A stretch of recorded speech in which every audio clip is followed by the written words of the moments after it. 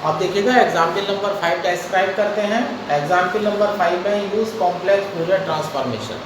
अभी तक जो आपने क्वेश्चन करे थे वो कोसाइन ट्रांसफॉर्मेशन और साइन ट्रांसफॉर्मेशन के थे। अब ये क्वेश्चन में स्पेशली लिखा हुआ है कि आप फूरियर ट्रांसफॉर्मेशन यूज़ करेंगे to show that u is equal to 1/2 under pi t integration minus infinite से infinite F of u exponential minus x minus you का होल स्क्वायर अपॉन 4t और d is the solution of boundary value. ये हमारा answer prove करना है हमें। ये boundary value problem है, डिफरेंशियल इक्वेशन है del u upon del t equal to del two u upon del X square और देखिएगा minus infinite less than x less than infinite है। अब फूरियर ट्रांसफॉर्मेशन है तो फूरियर ट्रांसफॉर्मेशन में limit जो होती है वो माइनस इनफाइनाइट से प्लस इनफाइनाइट होती है, तो इसलिए यहाँ पर कंडीशन चेंज हो गई है। u equal to F X है t इक्वल टू 0। जैसा कि पहले भी बताया जा चुका है कि एट t इक्वल टू 0 पर जो आपको कंडीशन मिलती है वो कंडीशन तब यूज़ करते हैं आप जब आप इंटीग्रेशन का कांस्टेंट निकालने जा रहे होते हैं। तो यहाँ u equal to F X use करेंगे एट t इक्वल टू 0 पर। अब फूरियर का फार्मूला लेने जा रहे हैं। हमारी डिफरेंशियल इक्वेशन है del u upon del t equal to del two u upon del X square. ये हमारी पार्शियल डिफरेंशियल इक्वेशन है del u upon del t equal to del two u upon del X square. इसे आप ऐसे लिख दीजिएगा और del u upon del t equal to u double dash. देखिएगा u का पार्शियल डिफरेंशिएशन 2 बार हो रहा है तो u पर मैंने डबल डैश लगा दिया है x के लिए, ठीक है, क्योंकि यहाँ पर मुझे फूरियर का जो अपना फार्मूला है वो अप्लाई करना है फूरियर ट्रांसफॉर्मेशन ऑफ डेरिवेटिव्स का। ये टेक फूरियर ट्रांसफॉर्म। जब आप फूरियर ट्रांसफॉर्मेशन लेने जा रहे होंगे तो del u upon del T है तो इधर हो जाएगा u के ऊपर बार हो जाएगा और यहाँ हो जाएगा del u bar upon del T और इधर आप लिख देंगे एफ u डबल डैश। अब देखिएगा f के आगे u डबल डैश है। अब मैं फूरियर का ट्रांसफॉर्मेशन का डेरिवेटिव फार्मूला लिखने वाला हूँ। अगर आप Fourier of F N X ले रहे होते हैं तो फार्मूला बनता है I P to the power n और फूरियर ऑफ एफ एक्स। ये हम अपने पीछे वाले चैप्टर से फार्मूला उठाना है। अगर आप किसी nth डेरिवेटिव की फूरियर लेने वाले हैं तो जितनी बार वो डेरिवेटिव होगा उतनी बार ही आई पी आ जाएगी, आई पी की पावर आ जाएगी, फंक्शन का फूरियर हो जाएगा, ठीक है। अब ये फार्मूला यहाँ यूज़ करिएगा। यहाँ सेकंड डेरिवेटिव है, इसे कर देते हैं D U bar upon D T कर देते हैं। एफ यू डबल डैश है तो ये हो जाता है आई पी का होल स्क्वायर हो जाता है और यहाँ हो जाता है Fourier of you. I P का होल स्क्वायर हो जाएगा और फूरियर ऑफ यू हो जाएगा आई स्क्वायर की वैल्यू माइनस का 1 हो जाएगी तो ये बन जाएगा आपका माइनस का टी स्क्वायर। यू का फूरियर है तो इसे रिप्रेजेंटेशन कर देंगे आप यू बार से। इसे रिप्रेजेंटेशन यू बार से कर देंगे। अब इंटीग्रेशन की बारी है D U bar upon U bar equal to minus P square D T हो जाता है। जब आप इंटीग्रेशन करते हैं तो ये बनता है log U bar base equal to minus P square T log C base. अब यहाँ पर लॉग को आप एलिमिनेट कर दीजिएगा। अब मैं नोटेशन यूज़ करूँगा यहाँ। ये फंक्शन है मेरा यू बार, ये डिपेंड करता है टी और टी पर और इधर हो जाता है c E to the power minus P square t. Equation number 1 देखिएगा पहले वाली क्वेश्चन की तरह से हमारी वैल्यू आ चुकी है U bar P comma T की। अब मुझे इंटीग्रेशन का कांस्टेंट सी की वैल्यू निकालने जाना है। वो कंडीशन आप टी इक्वल टू 0 पर यूज़ करेंगे। एट टी इक्वल टू 0 आप टी इक्वल टू 0 जब यूज़ करते हैं तो आपकी वैल्यू आ जाती है U bar P comma 0 equal to C. E to the power 0 की वैल्यू आपकी 1 हो जाती है।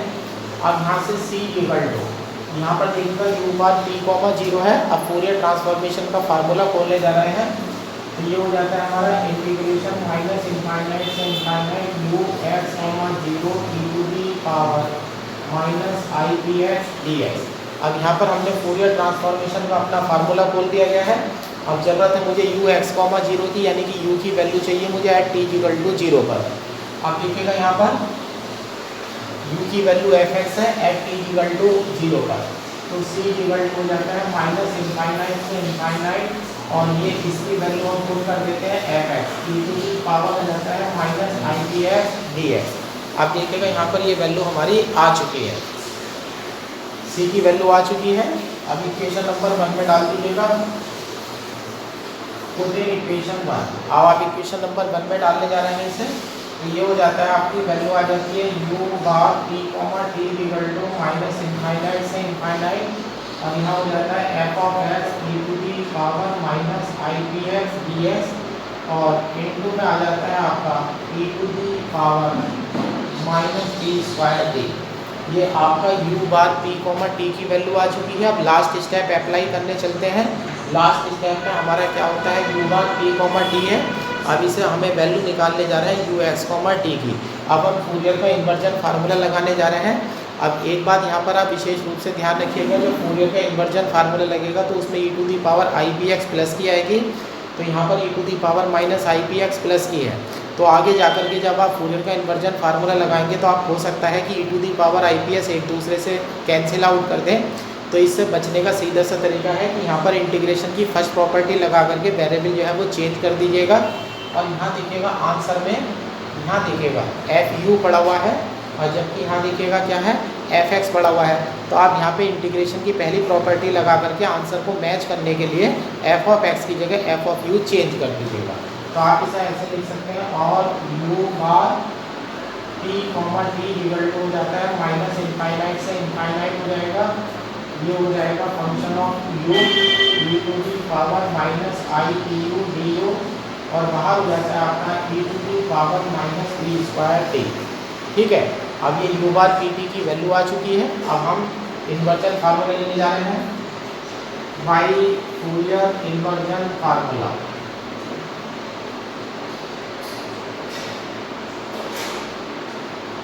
अब फूरियर का इन्वर्जन फार्मूला लिखेंगे। अब ये हो जाएगा हमारा यू एक्स टी हो जाएगा 1/2 हो जाएगा, इंटीग्रेशन माइनस इनफाइनाइट से इनफाइनाइट हो जाएगा, u bar P comma t आ जाएगा, और यहाँ हो जाएगा e to the power i P x, और अब इंटीग्रेशन जो है वो पी के रेस्पेक्ट में आ जाएगा। ये फूरियर का हमारा इन्वर्जन फार्मूला है। अब हम इससे आंसर मैच करने चल रहे हैं धीरे धीरे। अब यहाँ पर आप वैल्यू डाल दीजिएगा इसकी, you bar P comma T जो है इसकी वैल्यू को आप प्लेस कर दीजिएगा यहाँ पर, ये वैल्यू उठाइएगा यहाँ से, तो ये हो जाता है U X comma T equal to 1/2 pi है माइनस इनफाइनाइट से इनफाइनाइट है। यू बार पी टी की वैल्यू उठा लेते हैं, यहाँ पर ये वैल्यू आ जाती है हमारी इंटीग्रेशन माइनस इनफाइनाइट से infinite F of u d to the power minus I p u d u है, बाहर e to the power minus का पी स्क्वायर टी है, और यहाँ है e to the power i P x और d x. अब देखिएगा यहाँ पर दो इंटीग्रेशन है, एक इंटीग्रेशन आंसर में है, दूसरे जो इंटीग्रेशन में जो आंसर है वो विद रेस्पेक्ट टू यू है, जबकि यहाँ दो इंटीग्रेशन है, एक विद रेस्पेक्ट टू यू चल रहा है, एक विद रेस्पेक्ट टू पी चल रहा है। तो विद रेस्पेक्ट टू पी वाला जो इंटीग्रेशन है वो हम करने जा रहे हैं। अब यहाँ दोनों इंटीग्रेशन की लिमिट कांस्टेंट के रूप में है। बीएससी पार्ट 1 का रूल होता है कि इंटीग्रेशन की लिमिट अगर कांस्टेंट होती है तो आप और इंटीग्रेशन का ऑर्डर जो है वो चेंज कर सकते हैं। आप देखिएगा यू का फंक्शन हम बाहर ले लेते हैं, ये 1/2 पाई हो जाता है माइनस इनफाइनाइट से इनफाइनाइट हो जाता है एफ ऑफ यू। आप देखिएगा ये अकेला यू का फंक्शन था, आप पी के रेस्पेक्ट में इंटीग्रेशन करने जा रहे हैं। तो अब हम यहाँ ले लेते हैं वैल्यू, ये इंटीग्रेशन माइनस इनफाइनाइट से इनफाइनाइट हो जाता है, ई टू दी पावर देखिएगा e to the power minus I p u है, e to the power minus P square t है, और e to the power minus का आई पी एक्स है। यहाँ पर ई टू दी पावर आप सारी एक साथ ले लीजिएगा, तो ये हो जाता है minus I p you minus P square T और प्लस आई पी एक्स हो जाता है, और यहाँ पर डी एक्स, सॉरी यहाँ पर थोड़ी सी मेरी मिस्टेक हो गई है, यहाँ पर डी पी था, ये डी पी था, तो अंदर जो इंटीग्रेशन है वो डी पी का आ जाता है, और बाहर इंटीग्रेशन में आर डी यू हो जाता है। अब धीरे धीरे आप आंसर मिलाने की तैयारी करिएगा। इसे हम कंप्लीटिंग द स्क्वायर में लेने जा रहे हैं। यहाँ से देखिएगा 1/2 पाई इंटीग्रेशन माइनस इनफाइनाइट से इनफाइनाइट एफ ऑफ यू, और ब्रैकेट में हो जाता है माइनस इनफाइनाइट से इनफाइनाइट, आप ई टू दी पावर में माइनस का टी कॉमन लीजिएगा।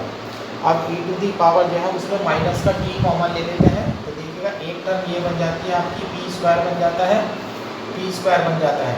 अब आपने माइनस कॉमन लिया है, तो देखिएगा यहाँ पर ये प्लस हो जाएगा, ये आपका माइनस हो जाएगा, यहाँ पर यहाँ पर प्लस और माइनस दोनों हो जाते हैं आपके। अगर आप यहाँ पर माइनस का आई बाहर ले लेते हैं तो ये प्लस हो चुका है, ये माइनस हो चुका है, माइनस हमने बाहर लिया है तो ये हो जाता है एक्स माइनस पी हो जाता है और अपॉन में टी हो जाता है और यहाँ डी पी और बाहर हो जाता है डी यू। अब हम इसे इंटीग्रेशन करने जा रहे हैं, अब हम इसे इंटीग्रेशन करने जा रहे हैं। अब आप इसे कंप्लीटिंग द स्क्वायर में चेंज करिएगा। ये हो जाता है 1/2 इंटीग्रेशन माइनस इनफाइनाइट से इनफाइनाइट एफ ऑफ यू। ये बनेगा आपका माइनस इनफाइनाइट से infinite E to the power minus का टी ब्रैकेट में।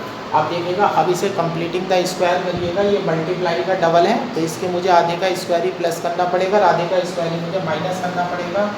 यहाँ पर हो जाता है पी स्क्वायर आ जाएगा माइनस का i x minus p upon t आ जाएगा। अब यहाँ पर ध्यान रखिएगा आई ये कॉम्प्लेक्स क्वांटिटी और आई का स्क्वायर जो है वो माइनस का 1 होता है तो माइनस वाला इसके साथ आ जाएगा और प्लस वाला जो है वो अलग चला जाएगा। यहाँ पर ये माइनस बन जाता है, ये माइनस ले लेते हैं और यहाँ ले लेते हैं एक्स माइनस टी का whole square upon 4t square. आप देखिएगा इसके आधे का स्क्वायर लिया गया है तो इसके आधे का स्क्वायर लिया गया है तो आई का जब स्क्वायर करेंगे तो आपका साइन जो है वो माइनस का हो जाएगा, इसलिए वैल्यू यहाँ पर ये माइनस की आ गई है। अब ये वैल्यू थोड़ी एक्सप्रेशन मेरा बड़ा होने जा रहा है। अब ये वैल्यू प्लस में डाल दीजिएगा एक्स माइनस टी का whole square upon 4t square और यहाँ पर आपका इंटीग्रेशन में डी पी है और बाहर इंटीग्रेशन में आपका टी यू चल रहा है। ठीक है, अब हम आंसर के बहुत पास आ चुके हैं। अब देखिएगा जो इंटीग्रेशन करना है वो पी के रेस्पेक्ट में करना है आपको। अब यहाँ पर इंटीग्रेशन पी के रेस्पेक्ट में आप करने जा रहे हैं। ये वाली टर्म तो आप बचा करके रखिएगा, ये आपके आंसर का हिस्सा बनेगी। ठीक है, अब यहाँ देखिएगा यहाँ पर e टू दी पावर यहाँ आई यू पी है, यहाँ थोड़ी सी मेरे से मिस्टेक हो गई है। देखिएगा यहाँ x माइनस पी है, x माइनस पी है। यहाँ पर मेरे वेरिएबल में थोड़ा सा मिस्टेक हो गई है, यहाँ x माइनस पी की जगह u आएगा, यहाँ भी u आएगा, यहाँ भी u आएगा और यहाँ भी u आएगा। ये वेरिएबल मेरा थोड़ा सा चेंज हो गया था। अब यहाँ देखिएगा अब ये तीनों टर्म को आप एक साथ उठाइएगा, ये कंप्लीट स्क्वायर बन जाता है। तो ये हो जाता है 1/2 माइनस इनफाइनाइट से इनफाइनाइट एफ ऑफ यू बन जाता है और ब्रैकेट में हो जाता है माइनस इनफाइनाइट से इनफाइनाइट। ये आपकी वैल्यू बन जाती है e to the power minus t हो जाता है। अब ये तीन वाली टर्म जो है आपका a माइनस बी का होल स्क्वायर बनी हुई है तो ये हो जाता है p minus x minus U upon 2t का होल स्क्वायर। अब ये ध्यान से देखिएगा यहाँ पर ये बन चुका है p माइनस और यहाँ पर देखिएगा एक i और रह गया है, ये बना है आपका p minus I x minus you. एक ब्रैकेट यहाँ यूज़ कर लेता हूँ, अब पहले से ज़्यादा सही हो गया है। ये पूरे का होल स्क्वायर बन चुका है p minus I x minus U upon 2t का होल स्क्वायर। ये आपका कंप्लीटिंग द स्क्वायर बन चुका है। अब इस वाली टर्म को देखिएगा into E to the power यहाँ अंदर चली जाएगी तो ई टू दी पावर आ जाएगी, माइनस का ये अंदर जाएगा तो ई टू दी पावर माइनस ये बन जाता है एक्स माइनस यू का होल स्क्वायर बनेगा। एक टी से हमारा टी कैंसिल हो जाएगा तो ये हो जाएगा 4t और यहाँ अंदर dt है और बाहर इंटीग्रेशन के बाहर पड़ा हुआ है du पड़ा हुआ है, इंटीग्रेशन के बाहर du पड़ा हुआ है। अब देखिएगा p के रेस्पेक्ट में इंटीग्रेशन करने वाले हैं, p के इस वाली कंडीशन इस वाली टर्म्स में देखिएगा p आपको कहीं नहीं मिलेगा। यहाँ x और u है, जब इंटीग्रेशन p के रेस्पेक्ट में कर रहे होंगे तो x और u आपके कांस्टेंट का काम करेंगे। इस इंटीग्रेशन को उठाइएगा और यहाँ लिख दीजिएगा या यहाँ लिख दीजिएगा। ये हो जाता है आपका 1/2 माइनस इनफाइनाइट से infinite E to the power minus ऊपर हो जाता है ये x माइनस यू का whole square upon 4t into F U और यहाँ ब्रैकेट में आपका बचता है माइनस इनफाइनाइट से infinite E to the power minus t। ये हो जाता है t minus I x minus U upon 2t और पूरे का होल स्क्वायर बन जाता है। और यहाँ इंटीग्रेशन dt है और वहाँ इंटीग्रेशन du है। आप देखिएगा यहाँ पर हम BSc पार्ट 1 का फार्मूला यूज़ करने वाले हैं। अब BSc पार्ट 1 का फार्मूला यूज़ करने के लिए मुझे गामा फंक्शन की हेल्प लेनी पड़ेगी, गामा फंक्शन की हेल्प लेनी पड़ेगी, सही है ना। अब मैं गामा फंक्शन लेने जा रहा हूँ, इस वाली पूरी वैल्यू को उठा लीजिएगा, आप लेट करिएगा यहाँ पर, इसका पूरी टर्म का अंडर रूट ले लीजिएगा, अंडर रूट टी ले लीजिएगा, p minus I x minus U upon 2t equal to, आप एक नया वेरिएबल यहाँ पर y मान लीजिएगा, और यहाँ पर ध्यान रखिएगा यहाँ जो इंटीग्रेशन कर रहे हैं वो आप p के रेस्पेक्ट में इंटीग्रेशन कर रहे हैं, तो यहाँ पर x भी कांस्टेंट होगा, u भी कांस्टेंट होगा, t भी कांस्टेंट होगा। तो जब यहाँ से आप डिफरेंशिएशन करेंगे, डिफरेंशिएशन देखिएगा यहाँ पर अंडर रूट टी पड़ा हुआ है, तो डिफरेंशिएशन जब करने जाएंगे तो पूरी वैल्यू कांस्टेंट है, यहाँ p का dt हो जाएगा, तो ये हो जाएगा अंडर रूट टी आ जाएगा, dt आ जाएगा, यहाँ टी वाई आ जाएगा, तो यहाँ से dt की वैल्यू आपको मिलेगी dy upon under root T, ये dy upon under root T value मिलेगी। जब आप dp की वैल्यू रखेंगे तो अंडर रूट टी कॉन्स्टेंट की तरह से काम करेगा और इंटीग्रेशन के बाहर उठ करके बाहर आ जाएगा। अब ये आपको बन जाता है u x T equal to 1/2 minus infinite से इनफाइनाइट e टू की power minus x minus you का होल स्क्वायर अपॉन 4t, और यहाँ f ऑफ u है, और यहाँ ब्रैकेट में e टू दी इंटीग्रेशन हो जाएगा, माइनस इनफाइनाइट से इनफाइनाइट बन जाएगा, और e टू दी पावर का बन जाएगा माइनस का बाई स्क्वायर dy, और जो dy के अपॉन में अंडर रूट टी है उसे उठा करके आप बाहर रख लीजिएगा, ये हो जाता है du upon under root T हो जाता है। अब यहाँ पर आप इसकी वैल्यू डालने जा रहे हैं, अब यहाँ पर आप BSc पार्ट 1 का फार्मूला यूज़ करिएगा, जो कि इंटीग्रेशन माइनस इनफाइनाइट से infinite e to the power minus by square dy, यहाँ पर ये फार्मूला पहले भी कई बार यूज़ हो चुका है। अगर इसे सॉल्व करना चाहते हैं तो आप BSc पार्ट 1 में चले जाइएगा और वाई स्क्वायर को t मान लीजिएगा, ठीक है ना, वाई स्क्वायर को t मान लीजिएगा, अदरवाइज आप इसकी डायरेक्ट वैल्यू उठा लीजिएगा BSc पार्ट 1 के अकॉर्डिंग अंडर रूट पाई। तो यहाँ पर जब वैल्यू अंडर रूट पाई रखी जाएगी तो ये अंडर रूट पाई, इस पाई को अंडर रूट बार कैंसिल आउट कर देगा, तो यहाँ पर आपका आंसर बनेगा u x t, ये अंडर रूट पाई से कट जाएगा और अंडर रूट t ये बाहर आ जाएगा, तो ये हो जाता है 1/2 under root pi t integration minus infinite से plus infinite e to the power x minus u का whole square upon 4t FUD। अब इस तरह से जो सॉल्यूशन है वो हमारा प्रूफ हो जाता है। ये सॉल्यूशन आपका प्रूफ जो है वो हो चुका है यहाँ पर x माइनस यू का होल स्क्वायर माइनस का 4t।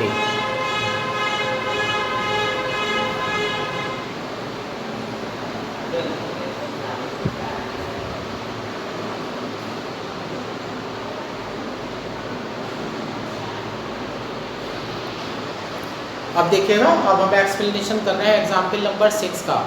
एग्जाम्पल नंबर 6 एक्चुअल में जो क्वेश्चन है वो वेव इक्वेशन का क्वेश्चन है, जो BSc पार्ट 1 में फिजिक्स में सॉल्यूशन दिया गया था, यानी कि जो सॉल्यूशन फिजिक्स में दिया गया था उस सॉल्यूशन को अब हम BSc पार्ट 1 वाले सॉल्यूशन को हम BSc सेकेंड ईयर में अपने फूरियर मेथड से करने वाले हैं। पहला क्वेश्चन को ध्यान से समझिएगा, use the method of Fourier transformation. आपको फूरियर ट्रांसफॉर्मेशन लेनी है, ना तो कॉम्प्लेक्स, ना तो आपकी साइन ट्रांसफॉर्मेशन है, ना कोसाइन ट्रांसफॉर्मेशन है, सिर्फ आपको जो है वो फूरियर ट्रांसफॉर्मेशन लेनी है to determine displacement by xt। यहाँ देखिएगा डिस्प्लेसमेंट को बाई xt से रिप्रेजेंट करा है, यानी कि डिस्प्लेसमेंट जो है वो y है और वो दो वेरिएबल पर डिपेंड करता है, एक डिस्टेंस x पर डिपेंड करता है और एक टाइम t पर डिपेंड करता है। तो इस वाले क्वेश्चन में जहाँ आप y यूज़ कर रहे होंगे वो डिस्प्लेसमेंट यानी कि विस्थापन होगा। अब ये देखिएगा ऑफ इनफाइनाइट स्ट्रिंग, अब यहाँ पर लिखा हुआ है कि जो स्ट्रिंग है वो इनफाइनाइट है, इनफाइनाइट स्ट्रिंग है, तो यानी कि लिमिट जो है वो माइनस इनफाइनाइट से प्लस इनफाइनाइट तक जाने वाली है। फिर वो कहता है given that string is initially at rest.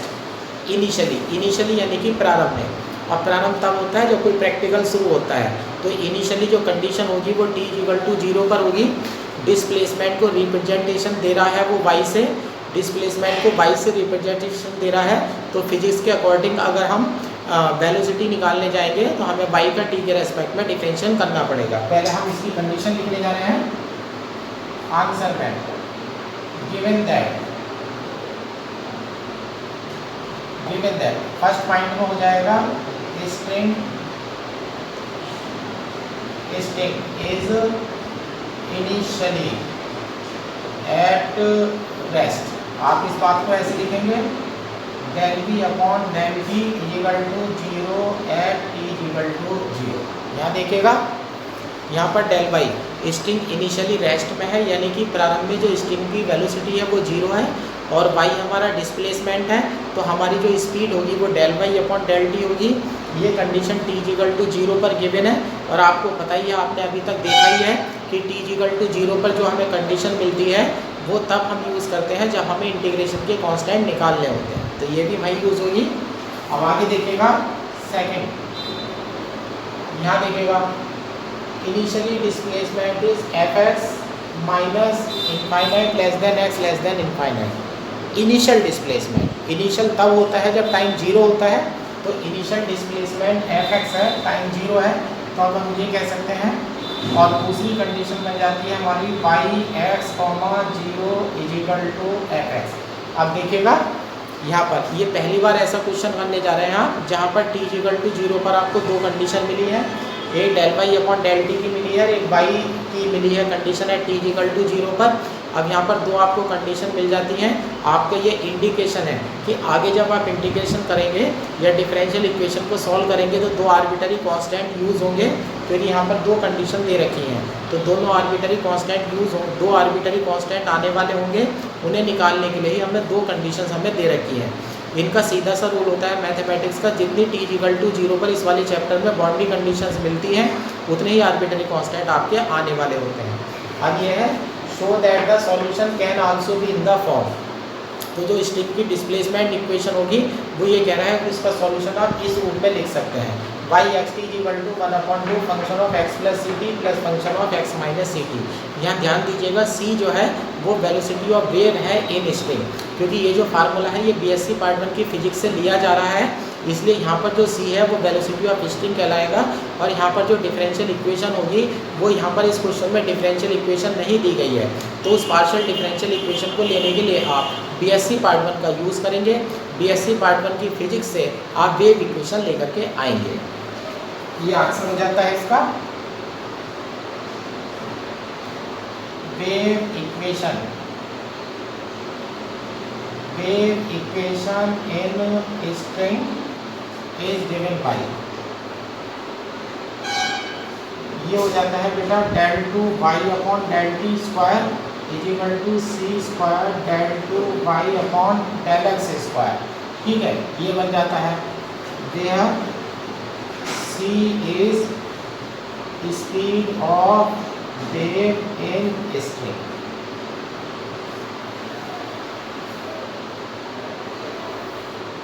जो सी है वो वेव की स्पीड है स्ट्रिंग में। यहाँ बीएससी पार्ट 1 से फार्मूला उठा लिया है हमने, टेक फूरियर ट्रांसफॉर्म। अब आप इसका फूरियर ट्रांसफॉर्मेशन ले लीजिएगा, लेफ्ट में एफ के आगे हो जाएगा del two U upon del T square हो जाएगा, राइट हैंड साइड में सी स्क्वायर कांस्टेंट है तो उठा करके बाहर डाल दीजिएगा, यहाँ एफ के आगे हो जाएगा del two Y upon del X square. ये सॉरी मेरा यू लिखा गया है, डिस्प्लेसमेंट मेरा वाई चल रहा है, आप देखिएगा del two Y upon del X square है।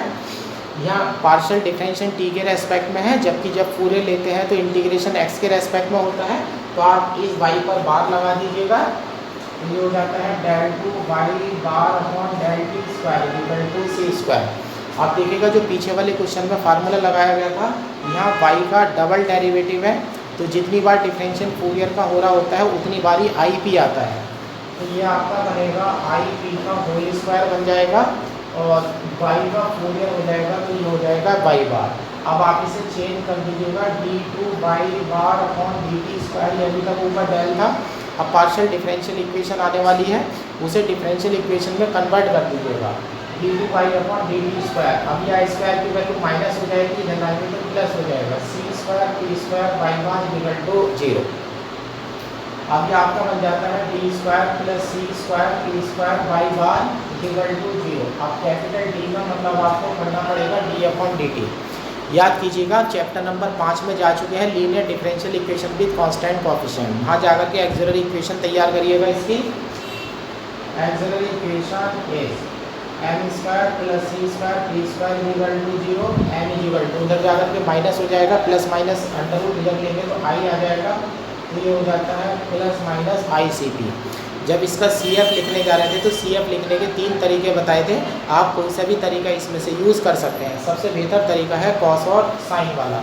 यहाँ ध्यान रखिएगा डिफरेंशियल टी के रेस्पेक्ट में है, तो आंसर जो है टी के रेस्पेक्ट में आएगा। सॉल्यूशन ए ये हो जाएगा बाई एक्स टी हो जाएगा, आर्बिट्ररी कांस्टेंट कॉस आ जाएगा, C1 आ जाएगा, और यहाँ हो जाएगा cos c p t plus C2 sine c p t. ये देखिएगा मैंने पहले ही बताया था, 2 बाउंड्री कंडीशन मुझे t इक्वल टू 0 पर इनिशियल कंडीशन मिली थी मुझे, तो इसका मतलब इशारा साफ था कि 2 इंटीग्रेशन के कांस्टेंट जो है वो हमारे आने वाले हैं। आप देखिएगा यहाँ 2 इंटीग्रेशन के कांस्टेंट C1 और C2 आ चुके हैं, इसे इक्वेशन नंबर 1 दीजिएगा। अब आपको पता ही है कि कांस्टेंट जो है वो t इक्वल टू 0 पर निकाले जाते हैं। अब आप इसमें यूज़ करिएगा एफ t इक्वल टू 0, तो ये हो जाता है बाई एक्स कॉमा 0 हो जाएगा, कॉस 0 की वैल्यू C1 हो जाएगी, C1 यहाँ पर कॉस 0 1 हो जाता है और साइन 0 की वैल्यू 0 हो जाती है। अब C1 की वैल्यू देख लीजिएगा, यहाँ पर मेरी नोटेशन गलत हो गई है, यहाँ पर देखिएगा नोटेशन में मैं मिस्टेक कर चुका हूँ, बाई बार चल रहा था तो यहाँ बाई बार होगा, यहाँ x नहीं होगा t होगा, यहाँ भी बाई बार होगा और x की जगह हो जाएगा a। अब C1 की वैल्यू आपकी निकलने वाली है यहाँ से, आप C1 को तोड़िएगा और बाई के ऊपर क्या है बार है, तो इस समय आप फूरियर ट्रांसफॉर्मेशन में है, तो आपकी इंटीग्रेशन की लिमिट हो जाती है माइनस इनफाइनाइट से इनफाइनाइट हो जाता है, और यहाँ हो जाता है बाई एक्स कॉमा 0 हो जाएगा, e टू दी पावर हो जाएगा minus I D x D x. ये आप फूरियर का फार्मूला बोल चुके हैं, वो आपको ज़रूरत है बाई एक्स कॉमा 0 की ज़रूरत है। अब देखिएगा यहाँ पर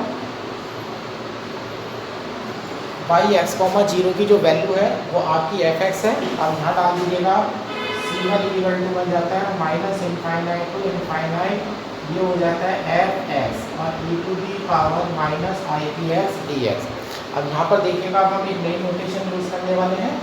अब यहाँ पर देखिएगा क्या है, फंक्शन स्मॉल एफ एक्स है, अब e to the power minus I P x से मल्टीप्लाई करके उसका इंटीग्रेशन लिया जा रहा है, लिमिट ली जा रही है माइनस इनफाइनाइट से प्लस इनफाइनाइट। ये तो फूरियर ट्रांसफॉर्मेशन होती है, और इस चैप्टर में हम क्या नोटेशन यूज़ कर रहे हैं, जब फूरियर ट्रांसफॉर्मेशन लेते हैं तो उस पर बार लगा देते हैं और वेरिएबल जो x देख रहा हो x की जगह p हो जाता है, तो C1 की जो वैल्यू लिखेंगे वो इस तरह से लिखेंगे, f और p लिखेंगे और उस पर ऊपर बार लगा देंगे। अब यहाँ पर C1 के आगे f और p के ऊपर बार लग चुका है, तो इसका मतलब है f की जो है फूरियर ट्रांसफॉर्मेशन ली जा चुकी है और जो वेरिएबल x था वो कन्वर्ट हो गया है p वाले वेरिएबल में। इसे इक्वेशन नंबर 2 डाल लेते हैं। इस तरह से हमारा a कांस्टेंट जो है वो प्राप्त हो जाता है। आइएगा दूसरा कांस्टेंट लेने चलते हैं। आइए मैं थोड़ा सा हिस्सा जो है इसका रब कर देता हूँ। अब दूसरी कंडीशन पर आप निगाह डालिएगा। दूसरी कंडीशन है आपकी del v upon del t at is equal to 0। अब इक्वेशन नंबर 1 से दोबारा आइएगा। यहाँ पर y इक्वेशन आपकी कंडीशन है t इज इक्वल टू 0 पर y इक्वेशन 1। इक्वेशन 1 से देख लीजिएगा, y इक्वेशन 1 से ये हो जाएगा आपका del Y bar P comma T upon del T. Partially differentiation कर रहे हैं आप, तो यहाँ हो जाता है माइनस का C1 आएगा, c p sine c p t हो जाएगा प्लस C2 के साथ c p cos c p t हो जाएगा।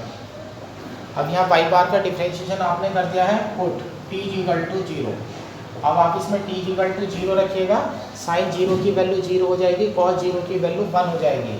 तो यहाँ पर C2 के साथ इंटू में CP आ जाएगा और यहाँ पर बन जाएगा आपका डेल वाई बार और यहाँ बन जाएगा P comma 0 upon del t. अब ध्यान से देखिएगा इस वैल्यू को, नोटेशन को समझिएगा। मैं इस चैप्टर में तीसरी वीडियो बना रहा हूँ और हर वीडियो में मैं एक ही कह रहा हूँ कि आप चैप्टर कभी भी भारी नहीं है, चैप्टर बहुत आसान है, लेकिन आपको ये पता होना चाहिए कि जो फंक्शन होता है वो x, t का होता है और जब उसकी ट्रांसफॉर्मेशन ली जा चुकी है तो वो p, t में कन्वर्ट हो जाता है और उसके ऊपर बार लग जाता है। अब यहाँ देखिएगा y के ऊपर बार है और डेल पार्शियली डिफरेंशिएशन भी है, p, 0 है, तो इसका मतलब इसका फूरियर ट्रांसफॉर्मेशन ली जा चुकी है। अब मैं इसका फार्मूला खोलने वाला हूँ फूरियर ट्रांसफॉर्मेशन का। तो ये हो जाएगा माइनस इनफाइनाइट से इनफाइनाइट हो जाएगा, और यहाँ हो जाएगा del Y upon del t. अब वाई के आगे वैल्यू पड़ी होगी x, 0, और यहाँ होगा आपका e to the power minus I P x D x. लेकिन अब ध्यान से देखिएगा इस वैल्यू को, ये डेल बी है, del Y upon del t eight x equal to 0, और del Y upon del T की value 0 eight x T equal to 0 पर गिवन। अब यहाँ ये वैल्यू हमारी चली जाती है, given del Y upon del t equal to 0 at t equal to 0। ये वैल्यू हमारी जा चुकी है। अब यहाँ से जब 0 रखेंगे तो राइट हैंड साइड जो है पूरी वैल्यू जो है वो हमारी 0 में चली जाएगी। तो यहाँ से आपको मिल जाता है C2 into c p equal to 0, तो यहाँ से आपको मिलेगा C2 इक्वल टू 0। अब देखिएगा C1 की वैल्यू आ चुकी है, C2 की वैल्यू आ चुकी है। Equation number 3, use equation 2 and 3 in equation 1। Equation 2 और 3 जो है वो इक्वेशन नंबर 1 में यूज़ कर दीजिएगा। C1 की वैल्यू तो आपके पास आ चुकी है, सही है, और C2 की वैल्यू आपकी 0 बन चुकी है, तो ये टर्म आपकी हट जाएगी। आपका बनेगा y bar P t equal to C1 की वैल्यू। C1 की वैल्यू इक्वेशन नंबर 2 में देखिएगा, ये एफ ऑफ पी और ऊपर बार है, और साथ में आपका cos सी पी टी। अब ये आ चुका है। अब देखिएगा यहाँ पर लास्ट स्टेप में हम चलने वाले हैं। वाई बार की वैल्यू आ चुकी है। अब आप फूरियर का इन्वर्जन फार्मूला लगाइएगा और अपने रिजल्ट पर पहुँच जाइएगा। By Fourier inversion formula. अब फूरियर इन्वर्जन फार्मूला आप लगाने वाले हैं, नोटेशन यूज कर लेगा। Y x comma T equal to 1/2 हो जाएगा, इंटीग्रेशन माइनस इनफाइनाइट से इनफाइनाइट हो जाएगा। यहाँ वाई बार पी टी हो जाएगा और ई टू दी पावर में आई पी एक्स आ जाएगा, इंटीग्रेशन हो जाएगा विद रेस्पेक्ट टू पी। अब धीरे धीरे इस आंसर को हम मैच करने चलते हैं।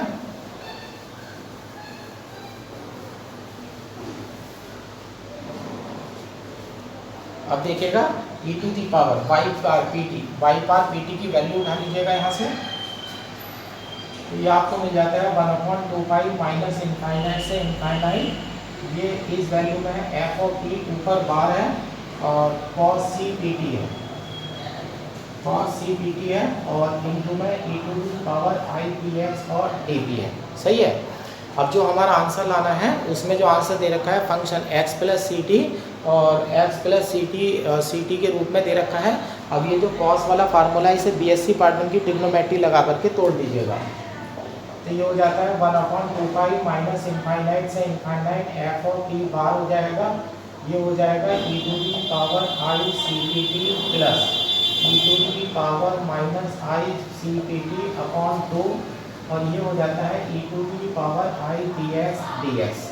अब आप इसे दो पार्ट में बना लीजिएगा, एक 1/2 1/2 तो बाहर कर लीजिएगा, एक इंटीग्रेशन आपका 1/2 इंटीग्रेशन माइनस इनफाइनाइट से इनफाइनाइट बन जाता है, और यहाँ हो जाता है f of p bar, f of p bar हो जाता है। अब यहाँ देखिएगा e टू दी पावर में इनटू में e to the power i p अगर हम कॉमा लेते हैं तो यहाँ पर बनता है x प्लस सी पी और डी पी। एक वैल्यू ये बन जाती है, प्लस दूसरी वैल्यू 1/2 माइनस इनफाइनाइट से इनफाइनाइट, यहाँ बन जाता है एफ ऑफ पी बार।